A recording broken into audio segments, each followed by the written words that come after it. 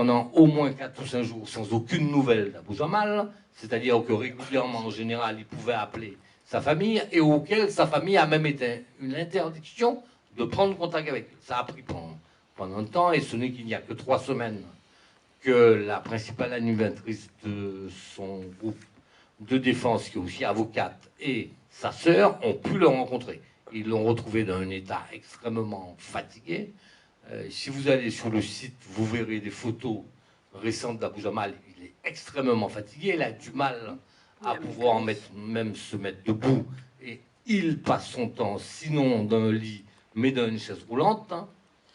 Et le pire, c'est que la prison, avec le soutien du procureur et de l'État, refuse qu'un simple médecin non affecté à la prison puisse lui rendre visite et puisse faire un bilan de sa situation de santé. Alors, on nous dit qu'il a du diabète, mais il n'y a aucun document. On nous dit qu'il a toutes les maladies qui semblent possibles qu'il ait, sans qu'il puisse y avoir un contrôle médical.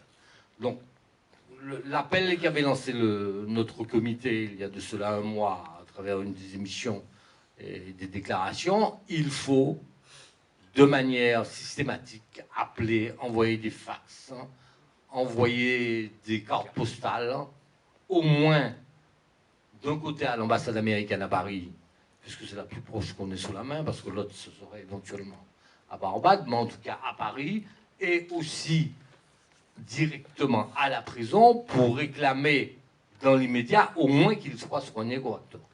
Voici en gros la situation. Je ne sais pas si j'ai résumé et j'ai répondu à ta question, Gessner, sur la problématique.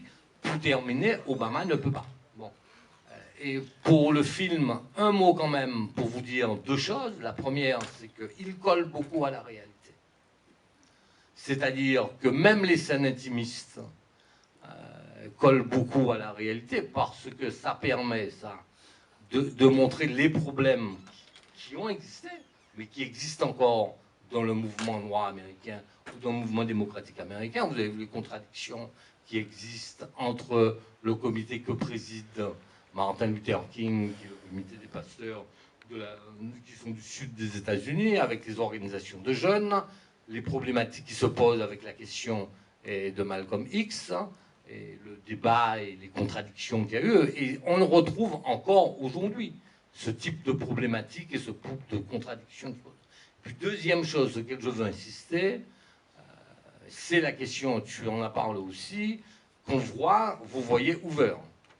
Hoover qui était le directeur du FBI, et qui a été le directeur du FBI de sa création à sa mort au début des années 70, qui est surnommé aujourd'hui le plus grand salaud d'Amérique, et qui, entre autres, sur la question du Black Panthers, du Black Power, du mouvement noir, a mené une politique systématique de saper les mouvements. Et la question des appels téléphoniques que reçoit Coretta King concernant les relations extra-conjugales qu'aurait Martin Luther King, les lettres de menaces, tout cela, on sait aujourd'hui, parce qu'il y a eu des rapports au Sénat américain, que ça a été pensé, conçu, réfléchi par le FBI, et pas seulement pour la famille Martin Luther King, pour tous les mouvements qu'ont connus à la fin des années 60, début des années 70, le mouvement américain.